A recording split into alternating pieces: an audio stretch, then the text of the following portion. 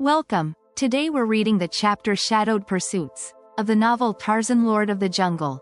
Last time, the tension of the great tourney escalated as Sir Guy of the Sepulchre faced off against Blake, who, despite his inexperience, managed to unhorse Guy with a fierce strike, leaving him gravely wounded.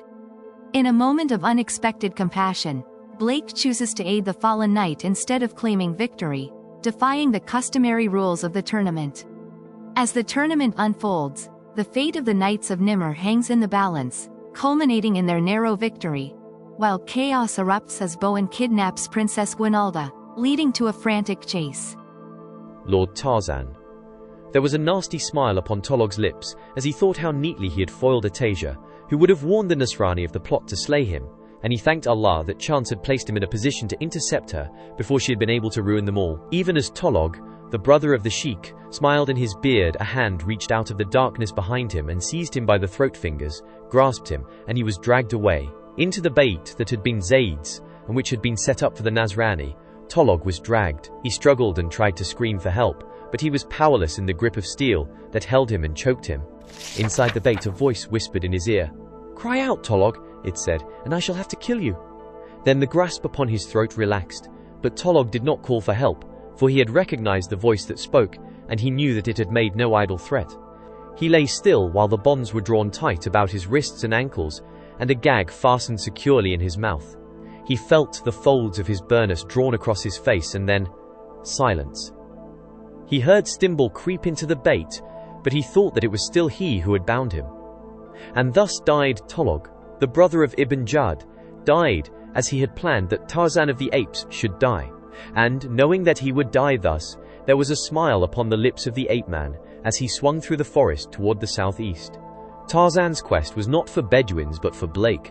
Having assured himself that the white man in the menzil of Ibn Jad was Stimbol, and that none knew the whereabouts of the other American, he was hastening back to the locality where Blake's boys had told him their Bedouina had disappeared, in the hope of picking up his trail and, if unable to assist him, at least to learn what fate had overtaken him. Tarzan moved swiftly, and his uncanny senses of sight and smell aided him greatly in wresting its secrets from the jungle.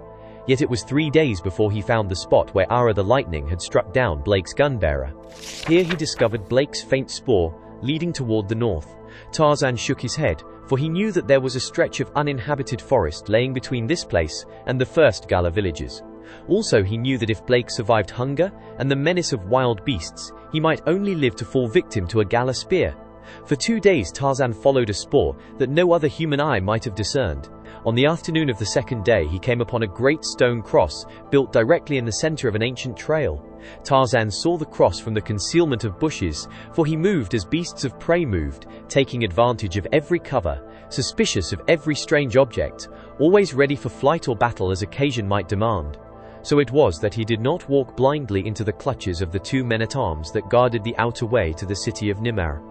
To his keen ears was borne the sound of their voices long before he saw them. Even as Sheeta or Numa approached their prey, so Tarzan of the Apes crept through the brush until he lay within a few yards of the men-at-arms. To his vast astonishment he heard them conversing in a quaint form of English that, while understandable to him, seemed yet a foreign tongue. He marveled at their antiquated costumes and obsolete weapons, and in them he saw an explanation of Blake's disappearance and a suggestion of his fate.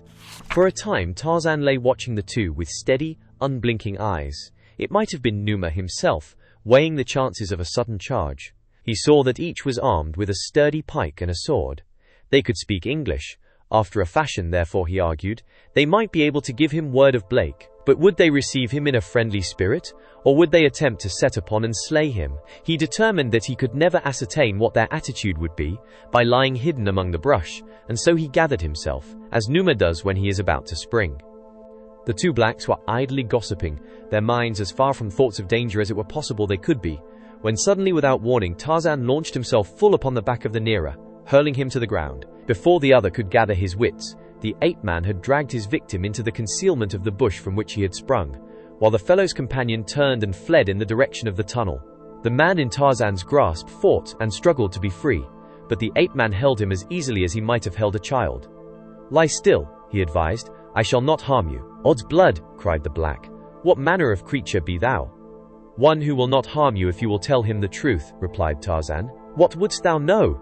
demanded the black. "A white man came this way many weeks ago. Where is he?" "Thou speakest of Sir James?" asked the soldier. "Sir James," mused Tarzan, and then he recollected that Blake's first name was James. "His name was James," he replied. "James Blake."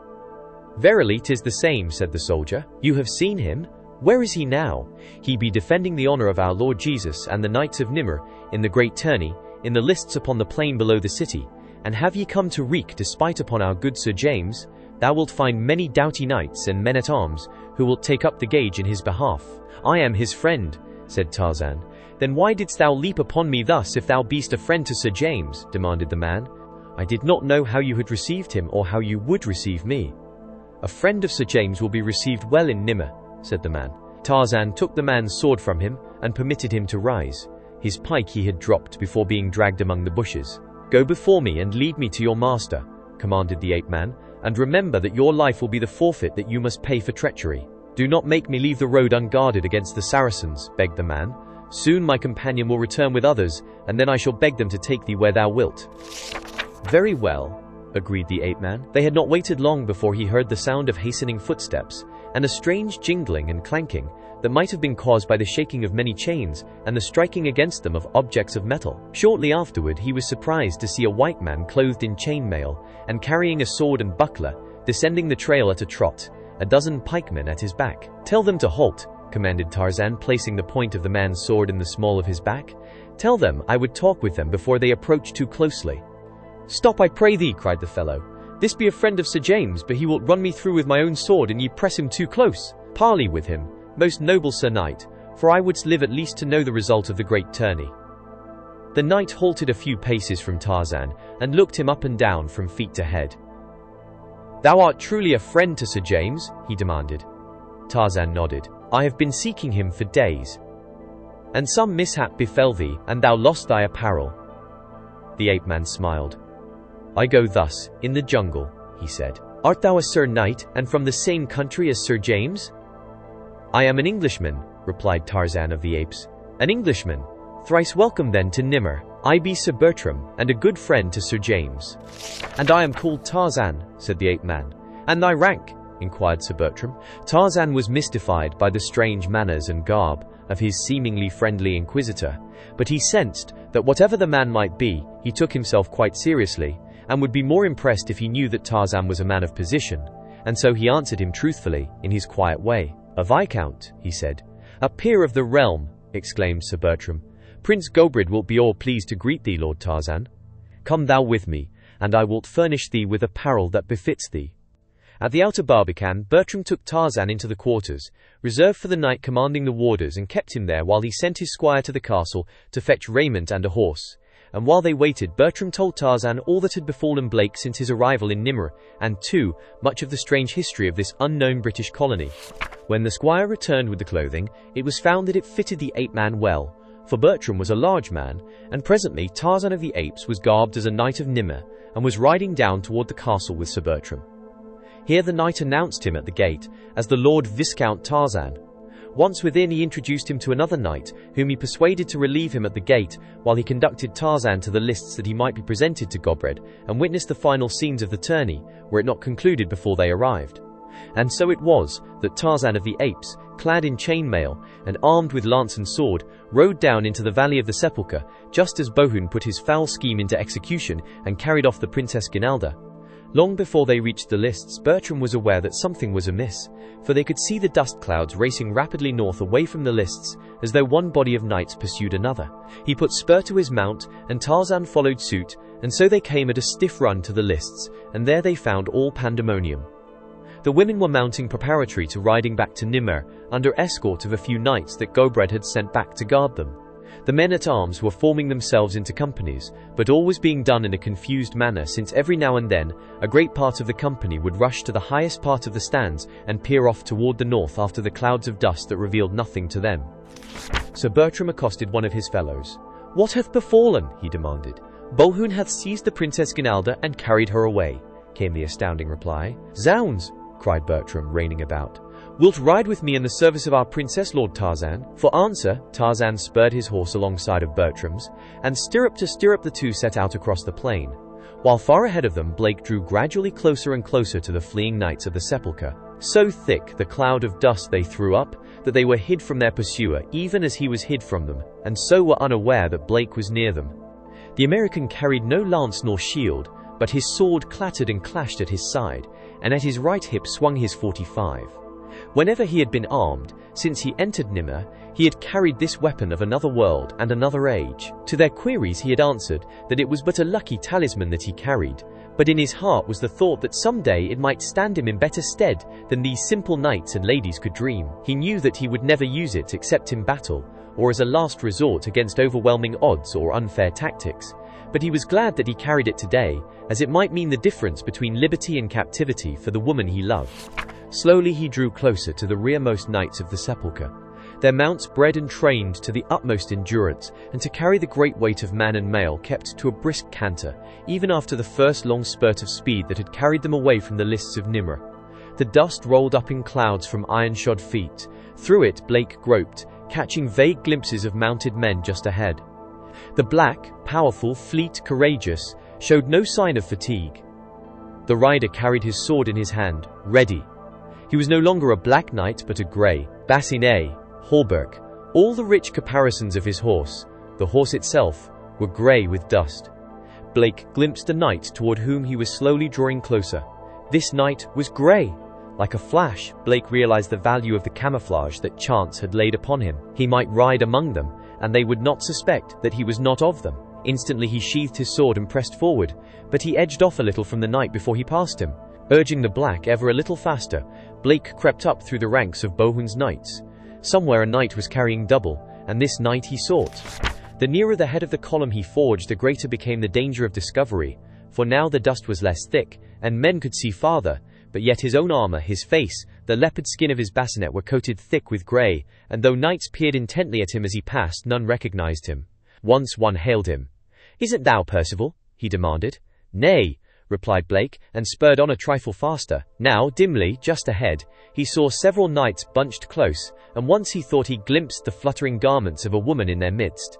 Pressing on, he drew close behind these, and there, surrounded by knights, he saw a woman held before one of the riders. Drawing his sword, he spurred straight between two knights, who rode close behind he who carried Ginalda, and as Blake passed, he cut to the right and left, and the two knights rolled from their saddles. At a touch of the spurs, the black leaped abreast the young knight that was bearing off the princess. So quickly was the thing accomplished that the knights who rode scarce an arm's length from him had not the time to realize what was occurring and prevent it. Blake slipped his left arm about the girl and at the same time thrust to the left above his left forearm, driving his blade far into the body of the youthful knight. Then he spurred forward, carrying Ginalda from the dead arms as the knight pitched headlong from his saddle. Blake's sword was wrenched from his grasp. So far had he driven it into the body of the man who dared commit this wrong against the woman Blake loved. Cries of rage arose about him as knights spurred in pursuit, and the black ran free, with no guiding hand upon the reins. A huge fellow loomed just at Blake's rear, and another was closing in from the other side. The first man swung his sword as he stood in his stirrups, and the second was already reaching for Blake with his point. Strange oaths were on their lips, and their countenances were contorted by rage as they strove to have the life of the rash man who had almost thwarted them in their design. But that he could succeed they had not the remotest belief, for he was 1 against 1,000. Then something happened, the like of which had never been known to them or their progenitors. A blue-barreled 45 flashed from the holster at Blake's hip. There was a loud report, and the knight upon Blake's right rear lunged head foremost to the ground. Blake turned in his saddle and shot the knight upon his other side between the eyes. Terrified, the horses of other knights close by, who might have menaced him, bolted, as did the great black that Blake bestrode. But while the American was trying to replace his weapon in its holster and gather the reins in his right hand, he leaned to the left and thus forced the horse slowly around toward the direction he wished him to go, Blake's plan being to cut across the front of the Knights of the Sepulchre and then turn southward toward Nimida. He was sure that Gobred and his followers must be close in pursuit, and that it would be but a matter of minutes before he would have Ginalda safe behind 1,000 or more knights, any one of whom would lay down his life for her. But the Knights of the Sepulchre had spread out over a greater front than Blake had anticipated, and now he saw them coming rapidly upon his left, and was forced to swerve in a more northerly direction. Closer and closer they came, and once more the American found it necessary to drop his reins and draw his 45. One shot sent the horses of the menacing knights rearing and plunging away from the terrifying sound, and it sent the black into a new paroxysm of terror that almost resulted in Blake and the girl being unhorsed. When the man finally brought the animal again under control, the dust cloud that marked the position of the Knights of the Sepulchre was far behind, and close upon Blake's left was a great forest, whose dark depths offered concealment for the moment at least. Reining quickly within, Sir James drew up and gently lowered Ginalda to the ground. Then he dismounted and tied the black to a tree, for Blake was spent after what he had been through this day since his first entry upon the lists, and the black was spent as well. He slipped the housing and the heavy saddle from the horse's back, and took the great bit from his mouth, replacing a portion of the housing to serve as a cooler until the horse should be less heated.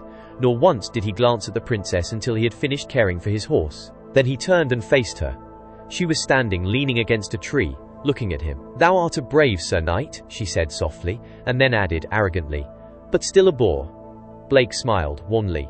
He was very tired and had no wish to argue. "I'm sorry to ask you to do it," he said, ignoring what she had said to him, "but Sir Galahad here will have to be kept moving about a bit until he cools off, and I'm too fagged to do it."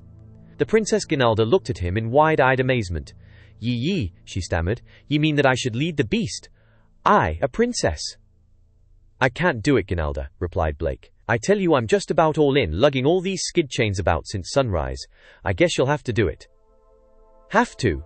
Durst thou command, knave? Snap out of it, girl," advised Blake curtly. "I'm responsible for your safety, and it may all depend on this horse. Get busy, and do as I tell you. Lead him back and forth slowly."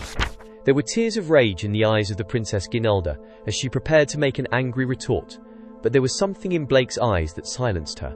She looked at him for a long moment and then turned and walked to the black. Untying the rope that tethered him to the tree, she led him slowly to and fro, while Blake sat with his back against a great tree and watched out across the plain for the first sign of pursuit. But there was no pursuit, for the Knights of Nimmer had overtaken the Knights of the Sepulchre, and the two forces were engaging in a running fight that was leading them farther and farther away toward the city of the Sepulchre upon the north side of the valley.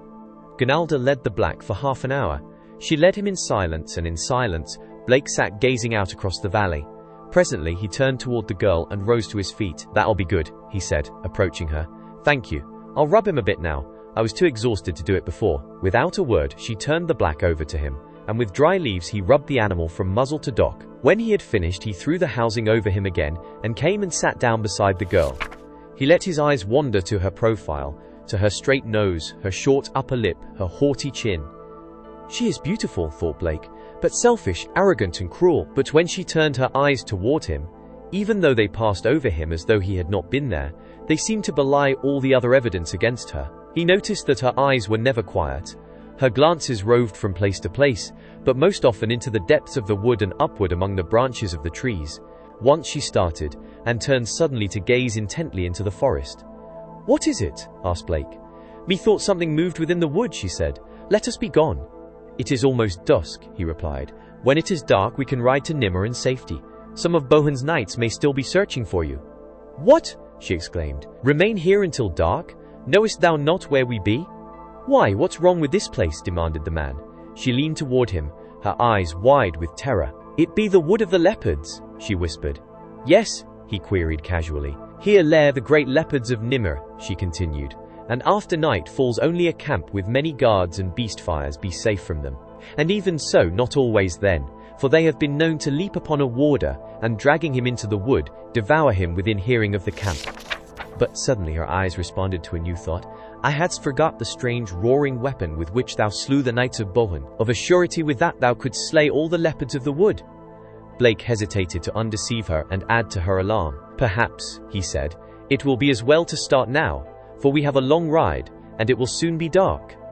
As he spoke, he started towards Sir Galahad. He had almost reached the horse, when the animal suddenly raised its head, and with up-pricked ears and dilated nostrils, looked into the gathering shadows of the wood. For an instant, Sir Galahad trembled like a leaf, and then, with a wild snort, he lay back with all his weight upon the tether, and as it parted with a snap he wheeled and raced out upon the plain. Blake drew his gun and peered into the wood, but he saw nothing, nor could his atrophied sense of smell catch the scent that had come so clearly to the nostrils of Sir Galahad. Eyes that he could not see were watching him, but they were not the eyes of Sheeta the leopard. Did you enjoy today's chapter of Tarzan, Lord of the Jungle? Why not subscribe and ring the bell?